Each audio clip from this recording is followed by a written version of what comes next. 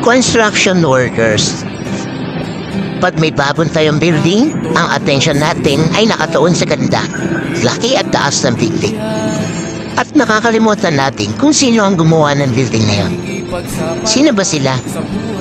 Kami yung mga taong nakapagtapos ng elementarya o high school na may mababang uri ng pamumuhay kung ituring namin lang. Kami yung nagtatrabaho sa ilalim ng tirik ng araw o sa mataas na delikadong tindig. Kami yung hindi iniisip na baka mahulog o malaglagan na mabigat na tagay. Batat ang iniisip namin ay mga maipapakain namin sa aming pamilya. Kami yung isang pinakamahirap at mabigat na trabaho. Pero maliit ang sahod pero nagtitiis para sa pamilya. Ganyan namin kamahal ang aming pamilya. Martilyo, lagari at pala ang magsisiyotong bote namin.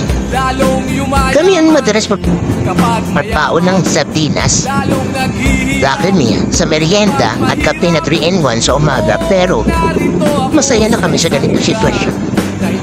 Isa kami sa pilit na pinagkakasya ang sahod. Proud kami sa trabaho namin. Kami yung construction worker kung tawagin. Saludo ako sa mga katulad ko. Dahil proud kami sa trabaho namin. Yung iba, minamalit kami dahil sa uri ng trabaho namin. Bawat tipok ng martilyo, halo ng simento, hatak ng bakal, kinabukasan ng pamilya ang iniisip namin. Kami ang isa sa dahilan kung bakit may tulay, bahay, kalsada at maging sementeryo. Kaya dapat proud tayo sa mga construction workers na tulad ko. Pero, naisip niyo na ba wala namang paaralan o school sa mga construction workers na tulad ko? Bakit marami ang mahuhusay na manggagawa bilang isang construction worker? At ito si Sarcy at nagsasabing, pag walang knowledge, walang buhay. Bye-bye!